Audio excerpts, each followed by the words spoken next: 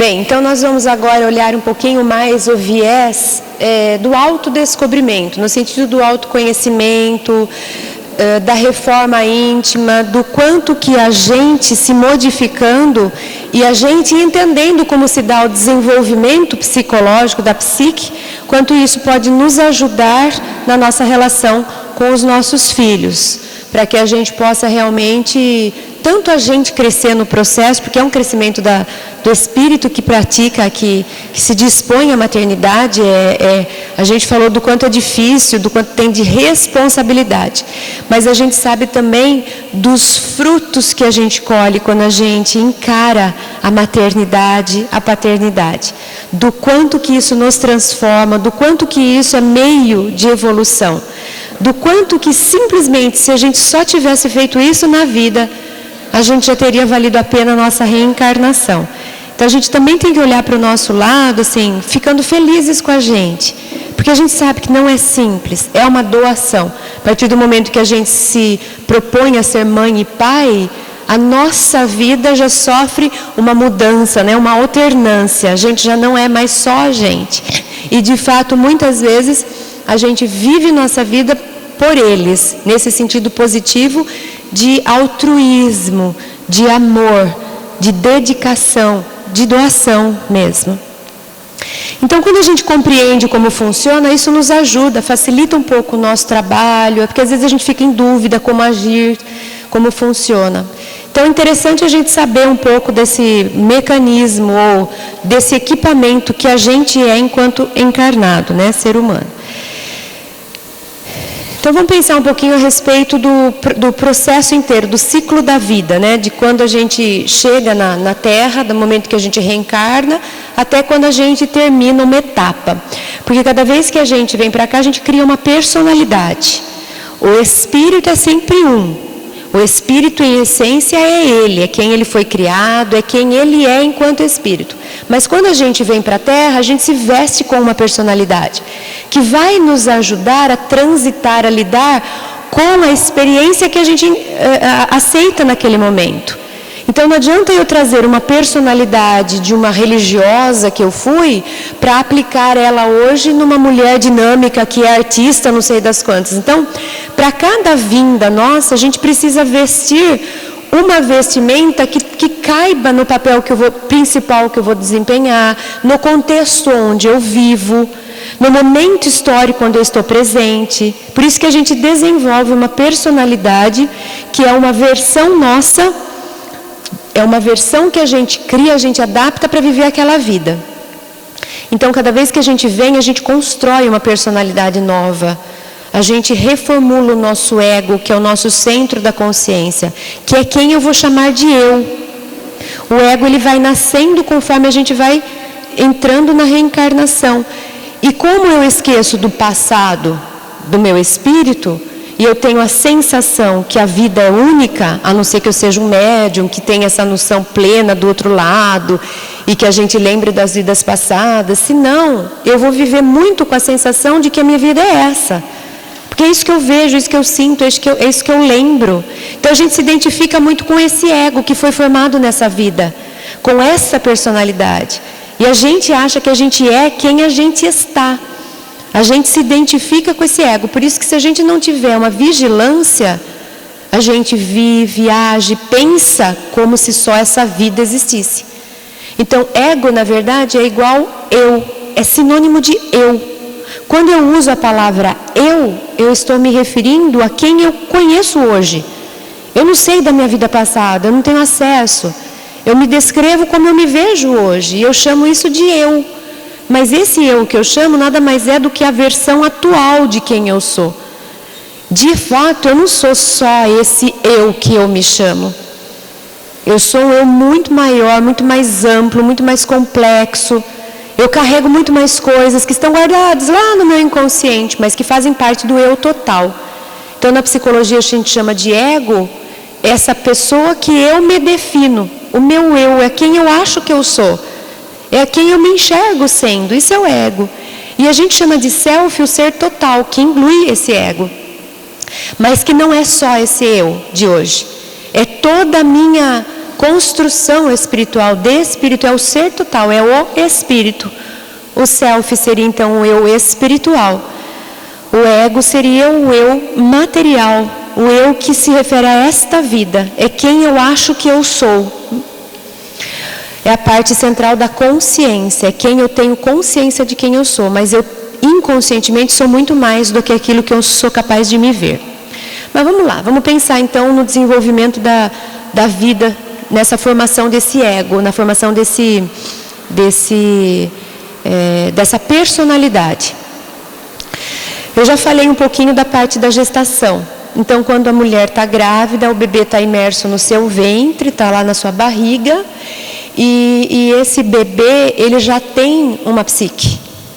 É o espírito que volta, ele já tem. Só que essa psique, ela é inconsciente. O bebê ainda não sabe, o bebê não é capaz de pensar, eu sou um bebê que estou na barriga da minha mãe. Ele não sabe onde ele está. Ele não é capaz de definir com consciência o que está acontecendo. Ele só sente vida. Ele sente. De uma forma passiva, ele recebe os estímulos. Então, ele não tem consciência de si. Ele está imerso no inconsciente. Psiquicamente falando, é o inconsciente que está ali. Só que esse inconsciente sente, capta, percebe, recebe. E ele está sendo registrado. Então, o bebê no meu ventre está registrando no seu inconsciente tudo aquilo que lhe chega.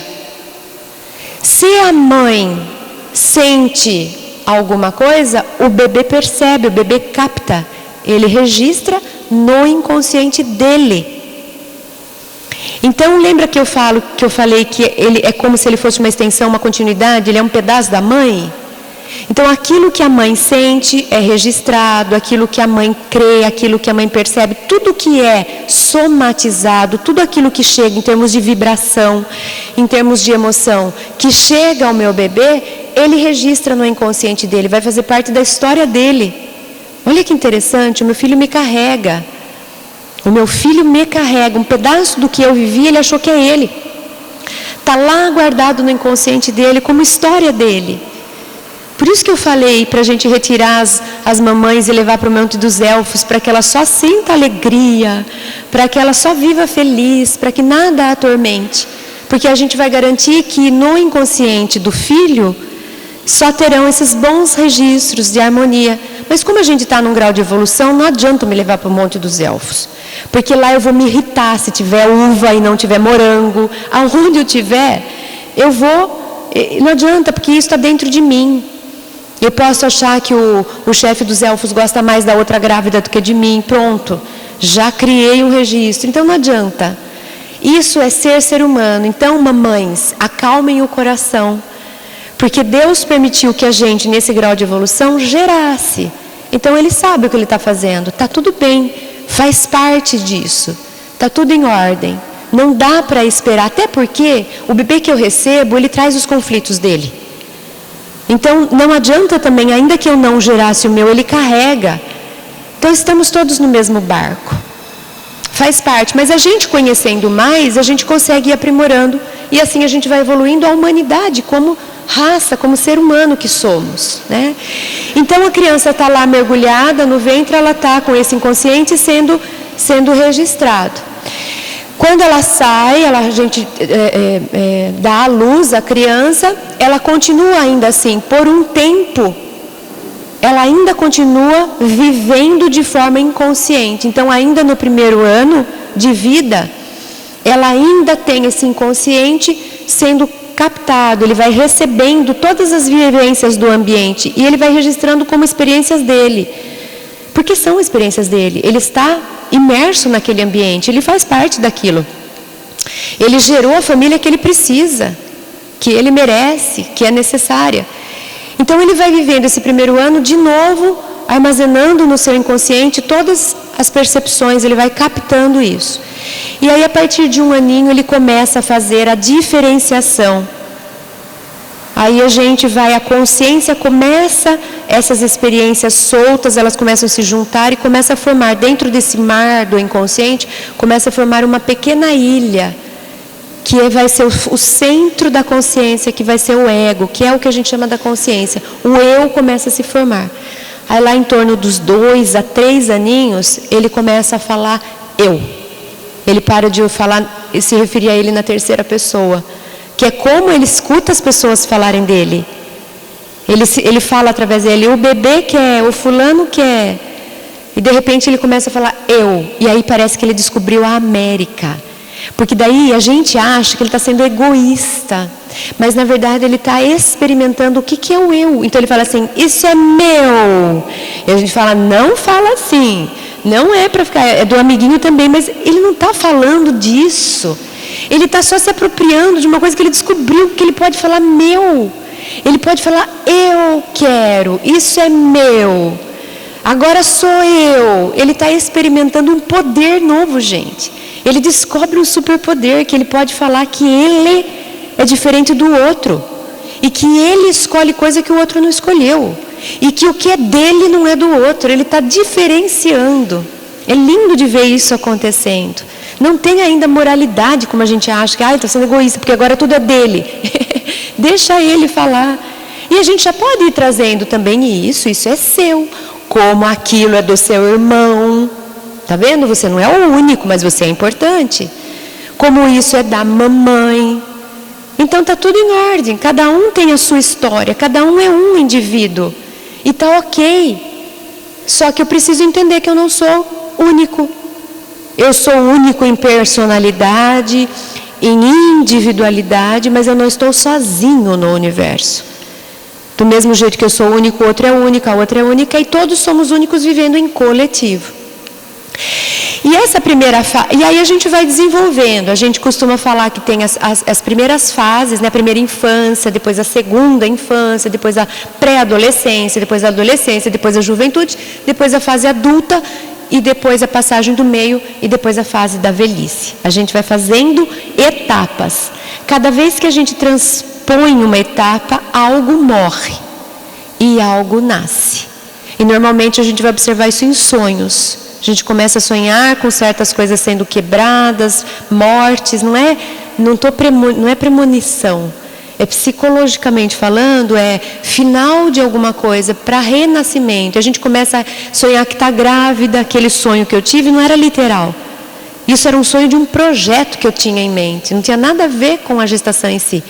Para mim aquilo era uma referência totalmente diferente, mas é que eu uso para a maternidade porque cabe. Mas a gente começa a fazer essas mudanças de fase. E no desenvolvimento, quando a gente fala, enquanto eu estou me desenvolvendo, é até a minha juventude. Aí chega o momento que eu faço a primeira quebra importante da minha vida, que é eu deixo a etapa da família no sentido psicológico e inicio a minha própria história que vai formar uma nova família. Esse momento é um momento muito importante. A partir daí é como se a gente falasse assim, pronto, o que tinha que formar já formou, agora ele vai experimentar o equipamento que ele fez. Então, fazendo de uma linguagem bem simples para a gente entender, é como se eu ficasse anos construindo um carro, e eu é que construo o carro. Eu faço primeiro a parte de dentro, depois a parte de fora, depois a parte elétrica, e eu vou construindo. Pronto, o carro está pronto, tá. Agora vai ser motorista. Agora você vai ser motorista, você vai andar com o carro, você vai ver como que é lidar com o carro, como é que é viver em sociedade com esse carro. Agora você vai praticar o que você foi formando. Primeiro a gente forma, depois a gente vive, e depois vai ter uma outra quebra importante lá no meio da vida, de 35 a 45 anos, porque cada um é um, em que a gente vai validar o que a gente experimentou e vai pôr em ordem e falar, bom, agora vamos ver o que de fato na minha vivência eu achei que é interessante, o que eu vou rever, o que eu vou fazer mais, o que eu não fiz e vou fazer. A gente constrói uma nova fase de vida que vai durar ainda mais um tantão até a velhice chegar. Então a gente faz uma formação, a gente sai, vive, o ego está se estruturando no máximo, porque eu estou vivendo, estou experimentando, estou testando o que minha mãe falou que não dava certo, eu estou seguindo o que meu pai falou que dava certo para ver se dá, eu estou conquistando o mundo, estou me fortalecendo, ego. Quando eu começo na passagem do meio, é como se eu falasse, pronto, agora o ego não está com toda essa bola, agora eu vi que tem algo além, é o transcendente, é o espírito que começa a ser necessitado. A partir daí, eu começo a buscar coisas que estão além dessa conquista material. E aí eu vou viver mais o período da minha vida, mais funções transcendentes. Eu vou me dedicar mais para o que está além da matéria, para aquilo que é metafísico. Então, em linhas gerais, é assim que a gente se desenvolve. É esse o plano.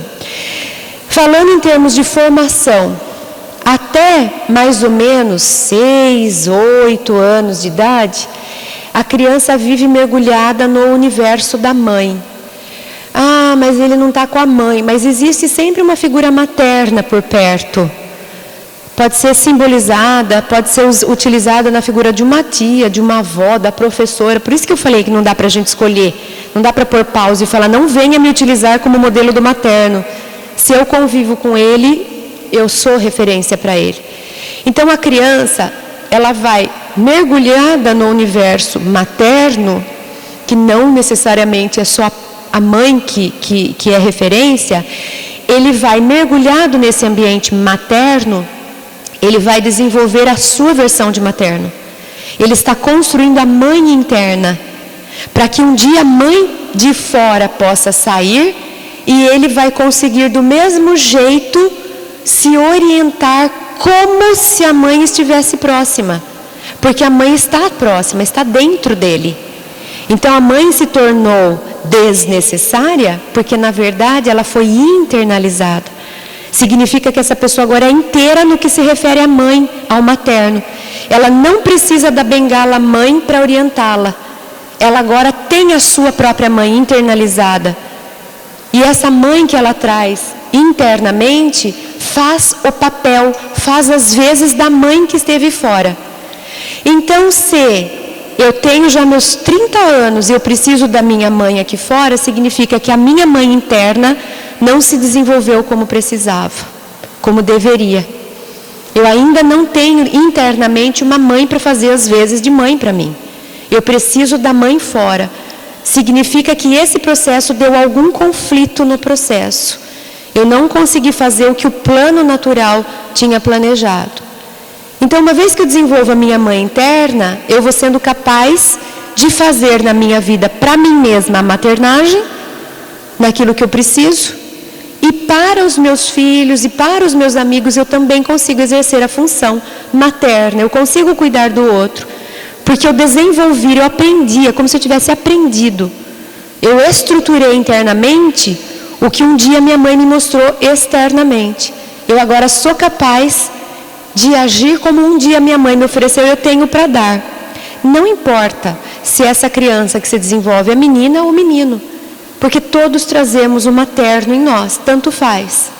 E a gente vê, às vezes, um pai e uma mãe, e o pai tem muito mais o materno do que a mãe. E aí a gente já imagina como foi o desenvolvimento do materno do pai e como foi o desenvolvimento do materno da mãe.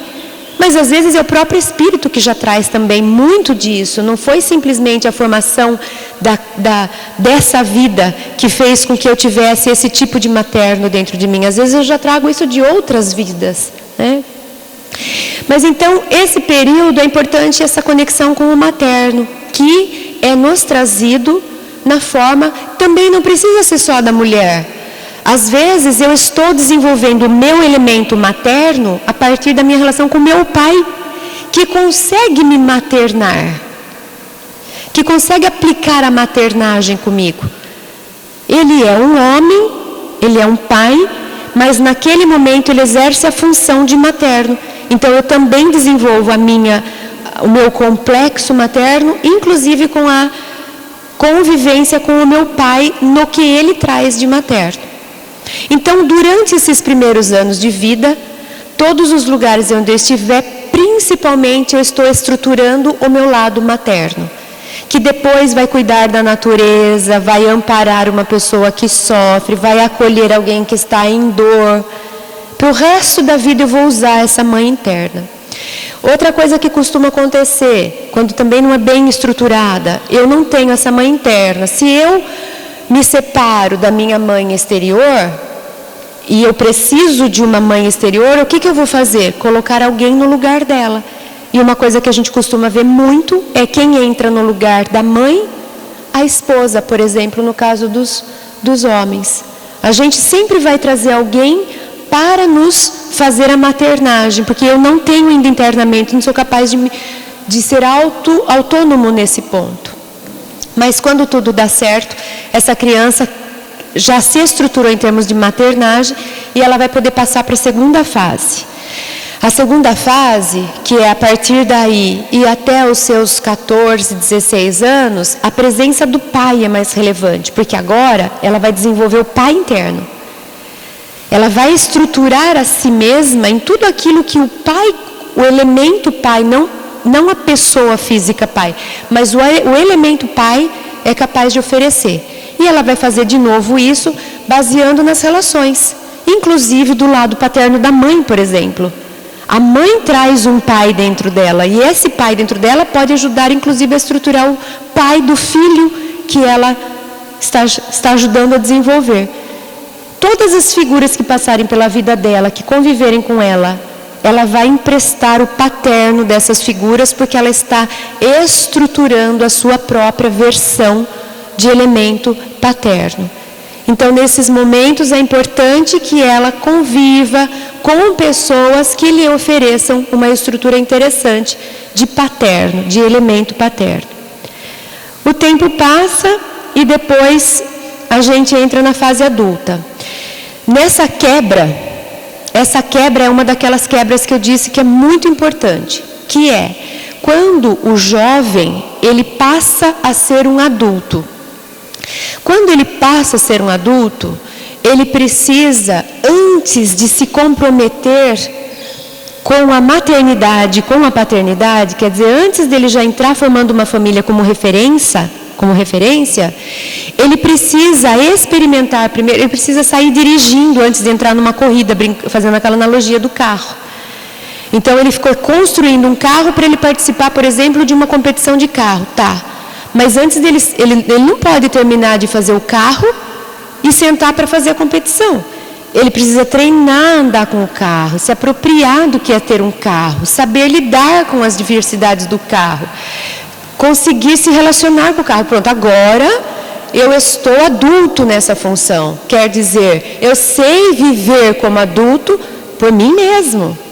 Então agora eu posso me comprometer com um coletivo, agora eu posso entrar na pista e junto com outros fazer o passeio, a competição, seja lá que eu venho fazer. Então agora que eu já sei ser adulto sozinho, eu sei dirigir meu carro, eu sei dirigir minha vida, eu posso fazer a próxima passagem, que é, agora eu posso me relacionar com o outro, porque eu não vou transferir. Porque se eu não faço esse período de apropriação do adulto que eu sou, por mim mesmo, e eu pulo, por exemplo, como a gente fazia antes, os jovens já não fazem mais isso, mas como a gente fazia antes, que a gente sai do pai e a gente casa e entra no casamento, e não tem esse período em que eu sou eu antes de ser uma formadora de uma nova família. É muito fácil, psicologicamente, você transferir. E aí você vai, antes era o pai que fazia, agora é o marido que passa a fazer. E eu entro em algumas situações como filha do meu marido, e às vezes ele é filho da mãe, que ele me põe no lugar da mãe, e a gente faz uma miscelânea. Dificilmente a gente se coloca como dois adultos, indivíduos que se relacionam. Muitas vezes a gente fica fazendo troca de papéis. Às vezes eu sou criança falando com ele, né? E às vezes ele também é criança falando comigo como quem espera uma bronca da mãe. A gente mistura esses papéis, a gente sai do papel de dois adultos que se relacionam. Então, por isso que é importante a gente passar por um período em que a gente consegue ser adulto. O que significa ser adulto? Sou responsável por mim. O que significa ser adulto? Sou capaz de tomar boas decisões equilibradas. Sou capaz de saber os ambientes que eu frequento, os amigos que eu tenho, o que eu quero da minha vida. Tenho um bom planejamento financeiro, ainda que eu não consiga me sustentar, mas eu já sei quanto eu gasto, eu sei o que eu preciso, eu sei o que eu quero fazer da minha vida. Enfim, eu já tenho autonomia suficiente para começar a ensaiar os primeiros passos para a vida. Eu não vou depender de alguém que me fale o que eu tenho que fazer, de alguém que banque a minha vida, de alguém que me ensine alguma coisa. Eu já tenho suficientemente capacidade para eu me virar. E o que eu não sei, eu vou correr atrás, o que eu preciso, eu vou conseguir fazer. Aí sim eu posso começar um relacionamento dentro de um outro contexto. Saio da minha família e passo a formar uma nova família. Então, a pergunta é: quantos de nós adultos somos de fato adultos? Quantos de nós a gente tem aspectos de adulto em isso, mas ainda somos crianças naquilo? Isso é autodescobrimento. É a gente ter coragem de olhar para a gente e falar: nossa, olha, nesse caso eu sou filha do meu marido, quando eu preciso que ele me deixe fazer tal coisa. Quando eu fico tentando convencer ele que eu preciso daquilo, não é o filho tentando falar com o pai, para que o pai aceite e deixe. Como que eu estou nessa hora? Como uma criança. E quantas vezes o marido vem numa situação de que quer colinho da mamãe, porque precisa disso, você não faz, né? Quantos anos tem esse marido quando vem e precisa desse colinho da mamãe? Então, isso é um passo para autodescobrimento. Quando eu sou adulto? Quando eu sou criança? Em que situações que eu me pego não conseguindo dar conta de mim mesmo? Preciso desenvolver isso. Significa simplesmente que essa área, esse aspecto do meu lado emocional ficou parado em algum momento. Deu algum problema lá, deu tilt. Eu não fui capaz no desenvolvimento de preparar a mim mesmo nisso. Deve ter dado algum conflito, deve ter sido alguma mudança brusca na minha vida, deve ter dado algum problema que me paralisou. Então esse aspecto emocional meu está parado lá. Então quando a gente entra nessa jornada para dentro da gente, a gente vai achar assim: nossa, nesse ponto, gente, eu tenho 6 anos de idade. Naquele ponto, nossa, eu sou uma adolescente de 14. E nesse outro ponto eu já tenho a idade que eu tenho. A gente vai vendo isso nos sonhos. Nos sonhos a gente se vê agindo de um jeito, agindo do outro. Tudo isso são dicas para a gente conseguir se conhecer. Aí muitas vezes eu me pego sendo amiguinha do meu filho, porque agora nós estamos os dois na adolescência. Eu tenho 15, ele também. Daqui a pouco eu quero viver o que ele vive junto com ele. E eu não tenho 15, só que emocionalmente muitas vezes eu posso me sentir com 15. Ou às vezes eu estou brigando de igual para igual com meu filho de 8. E nós estamos discutindo, e se eu pudesse filmar e observar de fora, eu falaria: nossa, que mico. Olha eu disputando com ele para ver quem tem razão. Quantos anos você tem? Isso é a gente se descobrir. E tudo bem. Olha que beleza, pelo menos eu já detectei que esse assunto, aquele tema, essa situação, eu percebo que ali eu ainda estou parada em algum ponto do meu desenvolvimento. E agora eu tenho chance de voltar lá e de resgatar. O que é que ficou faltando para mim lá? Eu posso, porque sou adulta, agora ser a mãe da minha criança. Eu não preciso que alguém venha me fazer maternagem, eu não preciso de um pai que venha me autorizar. Eu sou capaz de fazer isso comigo mesma. E aí eu trago de volta, eu atualizo. Eu pego aquela criança que ficou parada esperando a mãe, porque a mãe saiu e a filha sentiu que não tinha mãe, e eu falo: agora eu que vou ser sua mãe. Eu trago ela para o momento atual. Então, se a gente pudesse fazer uma avaliação, graças a Deus que a gente não existe isso ainda, uma avaliação de ver qual é a sua idade emocional, a gente falaria assim: porque talvez nenhum de nós tenhamos emocionalmente a idade do nosso corpício. Talvez a gente aqui, um monte de crianças conversando, os adolescentes por meio de nós. E se eu não mergulhar em mim para elaborar isso, é lógico que eu vou transferir para a minha relação com os meus filhos. E daqui a pouco eu estou disputando com a minha filha, pondo a mesma roupa que a minha filha, achando lindo. O que eu estou vivendo através dela? Quantos anos eu tenho? Que papel que eu estou executando aqui? E depois chega a última fase, que é a melhor de todas, que é quando a gente entra lá, depois dos 65 anos, em que a gente pode agora desfrutar. Deveria poder, né? A gente deveria poder, porque nós estamos assim desincumbidos das grandes missões. Agora a gente vai, como função psicológica, compartilhar nossa sabedoria. Aqui nasce dentro de nós o arquétipo do velho sábio, ou da velha sábia. Menopausa indica que a velha sábia vai nascer. E a gente fala: credo, sai de perto de mim, né? não quero menopausa, não quero velha sábia, eu quero ser jovem. A gente tem dificuldade de aceitar. O nascimento da velha sábia, do velho sábio, é aquele que agora vai compartilhar as experiências, que vai contar a história para os netos, que vai orientar outras pessoas, que vai aconselhar, funções de conselheiros. É isso que agora nos cabe. Voltando lá para as tribos, era assim que acontecia. Existia um valor enorme para essa figura. Ela era a figura de referência do coletivo. Mas não era uma figura que estava aqui embaixo querendo poder. Era uma figura que estava acima. Ela queria simplesmente compartilhar, orientar. Agora é esse momento nosso. Mas existe esse valor para essa velhice na nossa sociedade? Não. Por isso que ninguém quer ficar velho. Por isso que a gente fica disputando para continuar sendo mais jovem. Por isso que a gente ainda quer ficar onde os mais jovens estão. Porque não existe essa compreensão importante dessa fase da vida. Então, quando a gente fala dessas 3 fases principais de formação, que é o que nos interessa enquanto pais, dessas 3 importantes áreas, a gente vai ver que enquanto nós estamos desenvolvendo o materno, a gente costuma falar que a mãe, ela pega a criança e ela faz assim, ó. Isso aqui é bem mãe, não é? Aconchega. Quando eu faço isso, o que eu transfiro para o meu filho? Segurança. A minha mamãe está me protegendo, daqui ninguém me tira. Quando o filho está com medo, leva um susto, o que ele faz? Corre para o colo da mãe, né? Assim, eu lembro de eu correndo e se salta, né? Você dá um pulo para o colo da mãe. Como quem diz assim, pronto, aqui eu estou protegido, o bicho-papão não me pega, né? Aqui nada me abala. Então esse colo da mãe é isso, é proteção, é sentir-se seguro, é ser alimentado, é o afeto, é a emoção, é o cuidado, é o acolhimento, é a sensibilidade, a empatia, a família, lar. Tudo isso são valores que englobam o materno. Tudo isso eu vou desenvolver na minha relação com o materno, que passar pela minha vida. E eu vou descobrindo que eu sou um indivíduo. Eu vou me separando da minha mãe, porque até ali eu estava integrada nela. Então, enquanto eu estou respirando, mergulhada nesse ambiente materno, tudo isso está sendo desenvolvido em mim.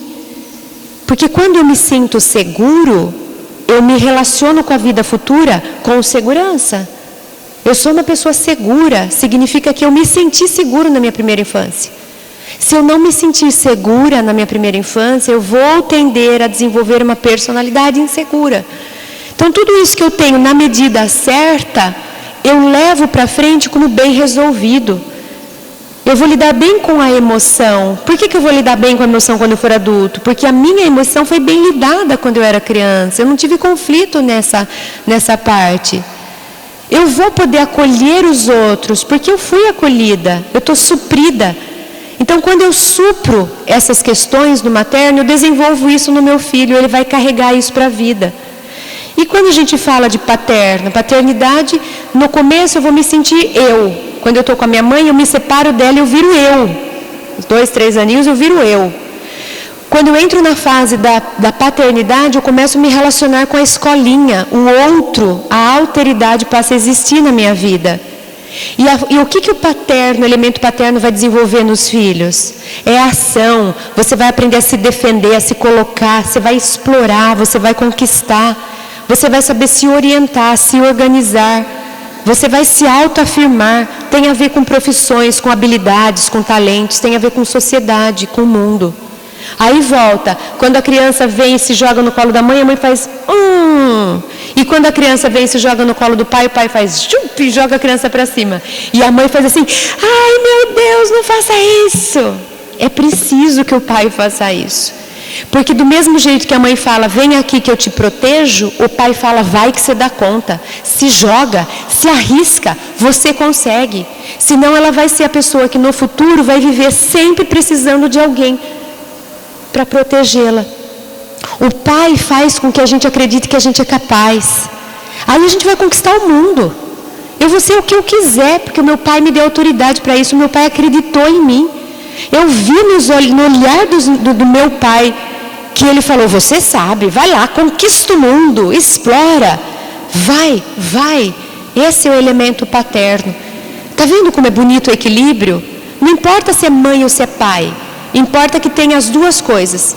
Que a criança sinta que ela está num ambiente que acolhe, mas que estimula, que protege, mas que confia, que fala vem para cá, mas fala vai para lá também. E nisso a gente vai formando o mundo de dentro e o mundo de fora. A gente vai se relacionando com o mundo seguro aqui dentro e confiante lá fora. Não é perfeito o plano de Deus? Era para ser certinho, né? Basta que a gente tenha um pouco de consciência disso, que a gente perceba que a mãe não tente roubar o lugar do pai, no sentido de não deixar o pai fazer essa paternagem, de estimular. Que o pai também não tente engolir a mãe, no sentido de você protege demais e acabe arriscando a criança no momento que ela ainda não está pronta para ser arriscada. Precisa que isso faça uma comunhão para que isso funcione do jeito que foi planejado.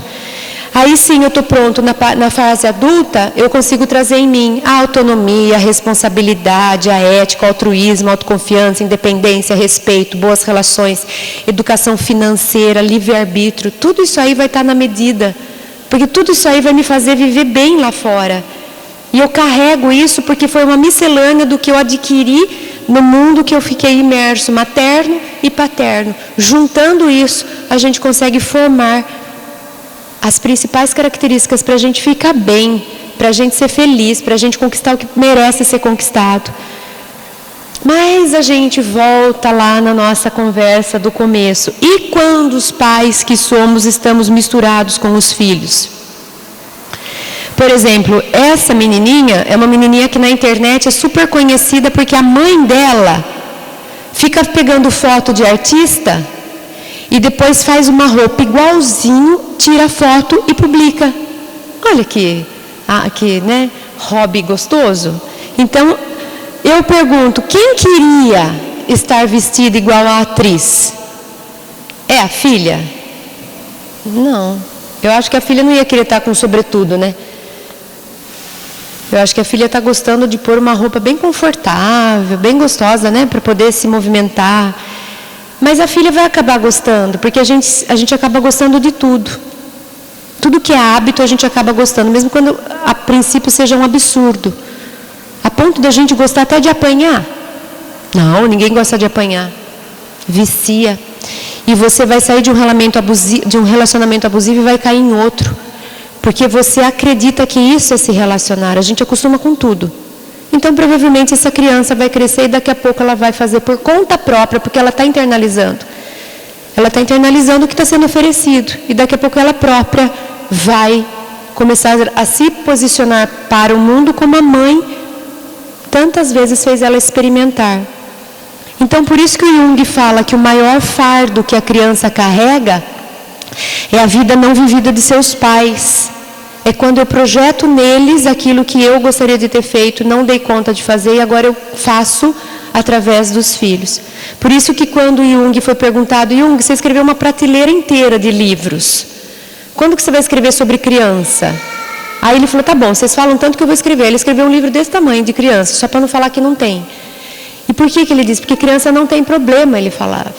Quem tem problema são os pais. Então é aquela história, a gente leva o filho para fazer terapia e a terapeuta fala assim, muito obrigada, agora deixa o filho embora, fica você. E aí você fala, tá bom. Né? Estava achando que o problema não era eu, tudo bem. Por isso, porque eles estão crescendo imersos no nosso mundo, no nosso contexto. Então, alguns alertas para que a gente saia daqui com alguns grilos, porque eu sempre gosto de deixar grilo. Aí o Jorge fala que onde eu vou ninguém me chama pela segunda vez, porque sai todo mundo grilado, ninguém quer escutar grilo, né? Mas fazer o quê, gente? Cada um, né, com a sua linha. Alguns pontos para a gente pensar, para que a gente se toque se tiver isso acontecendo. Por exemplo, sabe quando a gente se coloca nesse jeito, em que a gente, já tem umas risadinhas aparecendo, né? Que a gente assim, nossa, eu não tenho vida, aquela história que eu falei, de que eu não comprei nenhuma roupa para mim esse ano para comprar para o meu filho. O filho não quer esse peso. Então, olha, as mártires acabam não sendo nem boas mães e nem boas companheiras. Porque é um preço muito grande, muito alto para ser pago. Ser santa, a mulher santa do lar, é um preço que ela vai cobrar dos outros. Lembra da história dos 5 papéis? Quando cai esse manto de protetora, quer dizer, os filhos foram para a faculdade, fizeram a vida, e ela olha e fala, e agora? O que sobra? A mulher se vê obrigada a perguntar quem é ela de fato e o que ela deseja para a sua vida. Mas a gente não precisa esperar chegar aí. A gente pode continuar tendo vida enquanto a gente é mãe. A gente pode cuidar do filho e de si mesma. Dá para fazer isso. Dá para eu ajudar meus filhos a correrem atrás dos sonhos dele e ao mesmo tempo eu continuar correndo atrás do meu sonho. Dá para eu estimular meus filhos a se cuidarem enquanto eu também me cuido. Dá para ajudar meus filhos a conquistarem as coisas que eles querem enquanto eu conquisto as minhas também. Não precisa abrir mão. Eu não preciso ser mártir, porque não existe. Esse mártir, ele é falso. É muito pesado o preço. Não é por amor essa doação, porque depois eu cobro. Sabe como que eu cobro? Eu cobro assim. Eu cobro quando os filhos exigem quando os pais exigem que os filhos os amem, considerando o sacrifício que fizeram para os educar, as renúncias que se impuseram a fim de que fossem felizes. Esse não é um sentimento de amor, porém de retribuição. Sabe quando a mãe fica contando os dias, aí você liga para ela e fala, nossa mãe, quanto tempo? Faz 14 dias. Aí você pergunta assim, poxa, mas o telefone toca daqui para aí, mas toca daí para cá também, né? Mas não, a obrigação é dos filhos virem ver os pais. E se o filho não vai, a mãe não faz nada, mas fica lá contando, né? Põe no caderninho para saber o que você fez, o que você não fez. Aí fala assim, meu irmão foi viajar, mãe, ele foi, e aí, como ele tá? Ele tá bem, porque ele liga para mim os dias que ele tá viajando. Tipo assim, você esquece que eu existo, né? Todas essas mensagens subliminares é cobrança. Nas entrelinhas tem assim, não pense que foi de graça todas as coisas que eu fiz ao longo da sua vida, não. Agora eu quero continuar fazendo parte dela. Né? Agora eu quero que você continue lembrando de mim, me atendendo. Então não funciona, eu preciso ter a minha vida, senão eu vou cobrar que o outro viva um pedaço da dele por mim, como um dia eu deixei de viver a minha, para que ele vivesse a dele. Isso é uma coisa que eu fiz, em nenhum momento eu deixei claro para eles. Em nenhum momento eu falei para o meu bebê que chega, olha bebê, eu vou parar de trabalhar um tempo, mas depois a gente conversa disso, tá bom? A gente não fala isso. A gente se doa, como tem que se doar? Como um dia a gente recebeu, porque eu também fui filha. Então, cuidado com essas transações que não são transparentes, que a gente faz e depois manda conta, né? Outra situação que a gente vê muito nos dias atuais, porque nós estamos também numa transição, a família moderna se reestrutura hoje. As demandas, o consumo, o custo de vida está altíssimo, não dá só para o marido trabalhar como era arcaicamente, né? Em termos de arquétipo, isso veio vindo. Desde as cavernas, quem ia ganhar o sustento era o provedor, era quem enfrentava as feras, né? E a gente tem esses ancestrais instalados. Por milhões de anos nós fizemos isso. É recente o aparecimento da mulher como figura também de igual para igual com o homem. Então nós estamos começando a olhar para isso, mas não está bem resolvido isso ainda. É difícil a gente trazer o equilíbrio e a harmonia para essa hora. Difícil a gente não cair em algum exagero. Ou exagera abrindo mão de si mesma e depois vai cobrar, ou exagera não abrindo mão de si mesma, mas se tornando individualista nessa competição que existe hoje, para ver quem se empodera mais. Essa palavra, né, empoderamento, que está na moda. E o Jung fala que onde há poder não há amor. O Jung fala que o oposto do amor não é nem o ódio, que a gente já sabia que não era, e nem a tal da indiferença que a gente costuma dizer. Sabe o que é? É o poder. Jung fala, onde tem amor não cabe o poder. Porque o poder significa eu domino, eu mando, eu submeto. E aí ele fala, onde tem amor não cabe o poder. E aonde o poder predomina, não tem como existir amor. Então essa história de empoderamento, cuidado com isso. A última coisa que a gente quer é mais gente poderosa no mundo. Faz muito estrago o poder, porque o poder traz nele o orgulho, o egoísmo. Não é poder que a gente precisa. A gente precisa de gente que é autoridade. É bem diferente ser autoridade. A autoridade é quem se responsabiliza pelo cuidado do outro. É bem diferente de quem tem o poder sobre o outro. Eu inverto. Jesus falou, aquele que quiser ser o maior, seja o menor, sirva. Quem está em função da autoridade é quem mais é o servidor de todo mundo que vem abaixo dele, porque ele é responsável. E a gente gosta da hierarquia porque a gente acha que, pronto, agora eu cheguei aqui, ninguém mais me interessa, todo mundo mais me serve, só isso. Agora todo mundo vai olhar para mim e vai fazer o que eu quiser. Isso não é ser autoridade, isso é ser criança poderosa. É você pegar um trono e subir sem ter maturidade para estar lá. Então, outro alerta para a gente não se deixar envolver e engolir por essa corrida de igualdade que pode pôr a perder a maternidade no processo. E a mesma coisa vale para o pai, que às vezes a pretexto de falar, não, mas eu tenho que ganhar dinheiro, vai ganhar dinheiro que nem o cavaleiro preso na armadura, do livro que a gente falou ontem, e ele deixa a família para trás porque ele tem que ganhar dinheiro. Aí ele fica a vida inteira ganhando dinheiro, ganha todo o dinheiro do mundo e não vê os filhos crescerem. E perde a relação com a família no processo. Então essa questão hoje, que muitas vezes é mais uma questão egóica, é um ego querendo aparecer, querendo se diferenciar dos outros, querendo ter títulos, poder, nome, dinheiro, fama, beleza, é muito mais uma questão egóica do que uma necessidade da sociedade atual. Então esse é um outro alerta que a gente precisa, quem vai olhar para a família precisa parar para pensar. Lembra que nós começamos hoje falando sobre a missão da maternidade e da paternidade. Então a gente chega na individuação. A individuação que o Jung traz, a Joana de Ângeles também fala, é justamente a gente olhar para a gente enquanto indivíduo, para o filho enquanto indivíduo.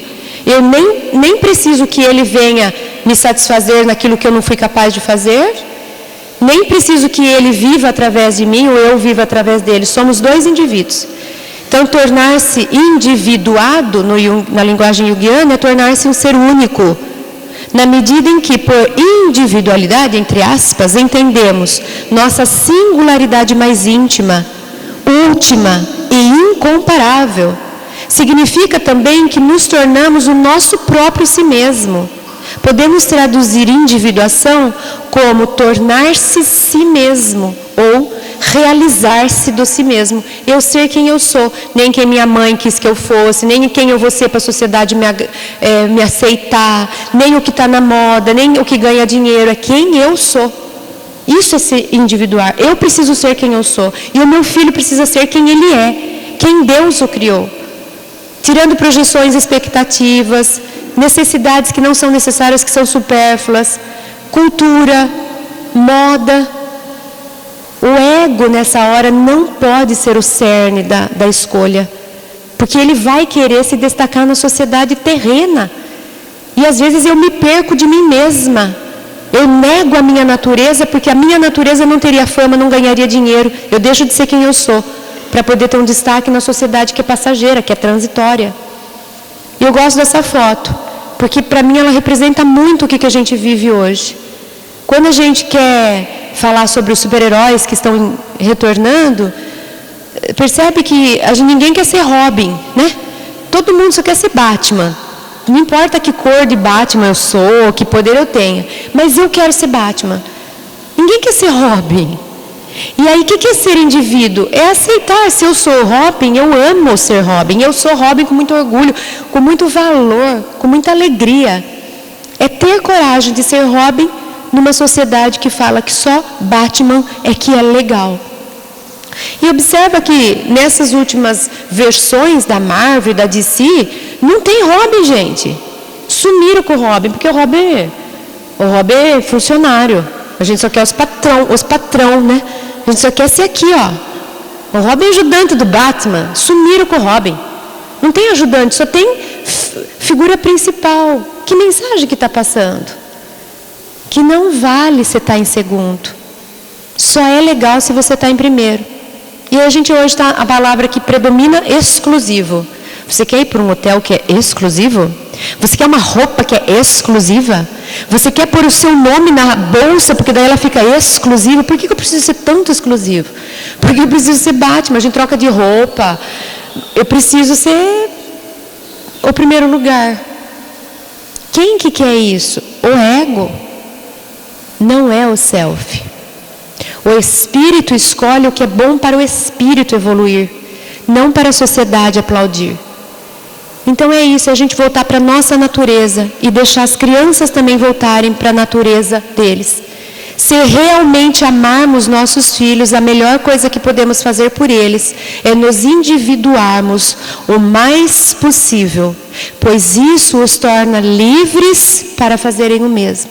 Eu sou quem eu sou, eu me permito ser quem eu sou e eu te libero para você ser quem você é, filho. E eu te amo, só. Eu te amo. E eu estou junto com você, eu te dou o suporte que você precisar. A gente vai fazer o seu processo juntos. O seu processo, não um pedaço do meu através de você. Essa é a melhor coisa que a gente pode fazer para os nossos filhos hoje. É o melhor foco, por isso que eu preciso me descobrir. Para eu identificar o que eu estou amarrando com a vida dos meus filhos. Então, para a gente finalizar, a Joana de Ângeles fala que a constelação familiar recorda o equilíbrio que vige no universo. Os astros menores giram atraídos pela força dos maiores. No caso específico das estrelas, planetas, satélites, asteroides. Agora veja que bonito que é o equilíbrio. Todos têm sua função, seu lugar. Um não é engolido pelo outro. Esse conjunto é harmônico, mas ele não deixa de ser conjunto. Ele não forma uma amálgama que se mistura tudo que já não sabe mais o que é estrela, o que é planeta. Ainda que exista ordem hierárquica, é uma ordem que respeita cada parte. Não é uma ordem que diz que você só é bom se você juntar em mim ou se você for igual a mim. Existe diferença, existe organização. Isso põe aqui, aquele é de lá, você é de um jeito, eu sou do outro e está tudo bem. Todos são importantes. Todos os lugares são valorosos. Não existe um juízo de valores que prioriza em termos de o que é mais bonito, maior, mais rico, mais... Isso quem faz é ego, essa coisa de classificação. Quando a gente fala de self, nada disso importa. Importa a experiência que você está tendo no lugar que você está. E você tem experiência aqui, lá em cima, do lado de um outro, tanto faz. Então, quando a gente pensa aí nessas estrelas, nesses astros, a gente se dá conta de que os astros formam um sistema, não se amalgamam. Eles não viram um amálgama. Eles não viram uma coisa que está fundida um no outro, que merge uma coisa na outra, não. Eles formam um sistema, cada um no seu lugar. A força de atração é que os mantém unidos. Olha que bonito. Não é ameaça, não é chantagem, não é cobrança. É uma força que nos atrai. Eu gosto de estar com a minha mãe. Me faz prazer a companhia do meu filho. É uma força que nos atrai. Não é necessidade, não é carência, não é codependência.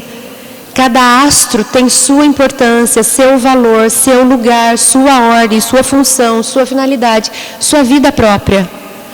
Cada constelação deve ser um mapa de orientação. E quando a gente faz essa família, a gente lê, Joana, é tão lindo esse texto, porque ela diz que quando a gente faz essa constelação como ela deve ser, a gente vira referência para outros. Sabe quando antigamente que a gente se movimentava olhando as constelações? A gente vira referência para outros viajores do caminho, que se espelham, que se orientam, que se norteiam por aquele sistema que nós estamos sendo. E assim a gente vai influenciando na sociedade. E aí a gente começa falando que se a família se desagrega, a sociedade predomina o egoísmo. E se uma família se agrega desse jeito sistêmico, bonito, em que cada um é importante sendo quem é, o que a gente não gera para a sociedade? O oposto. O amor, a organização, o respeito, o valor. A melhor coisa que a gente pode fazer por esse mundo é a gente cuidar dessa nossa família, para que a gente seja mesmo uma referência no lugar onde a gente vive. Então, resumindo, a família, os pais são esse ambiente primeiro onde os filhos são imersos. Tudo começa com a função lá materna e paterna. Lembrando um pouquinho que eu não devo projetar nos filhos aquilo que é meu. A gente saber diferenciar uma coisa da outra. A minha história é minha, não é dele. Eu não preciso transferir para ele o que cabe a mim. Muita conversa, diálogo, a gente não falou disso, mas isso é base da relação. Que a gente não tenha distância dos filhos, que a gente possa abrir-se com os filhos, voltar atrás, pedir desculpa, pedir para pensar, não sei, filho, você é tão inteligente que você me desconcertou, já não sei mais se o que eu acredito é o que eu acredito, então dá um tempo, depois eu volto. Ouvir empaticamente, respeitar a opinião do filho. E quando dá para fazer, por que não fazer? Eu desenvolvo autonomia quando eu ouço e valorizo a opinião do meu filho.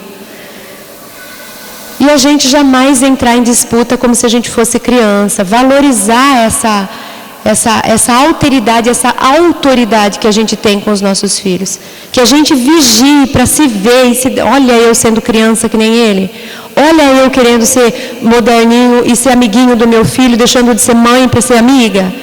Então, porque a gente se lembre que a gente não está à altura deles e não tem que estar, porque nós somos autoridade.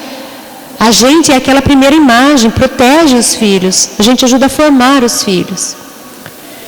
Então nós encerramos com esse slide e a gente faz agora uma oração para a gente fechar nossas reflexões. Vamos então agradecer a Deus e a Jesus por tantos ensinos que eles têm nos oferecido através de tantas áreas de conhecimento na Terra, em especial pelas mensagens que o Cristo nos trouxe e que Allan Kardec nos ofereceu, e também por esses benfeitores da vida, por esses espíritos amorosos que nos ajudam, nos inspiram e nos orientam.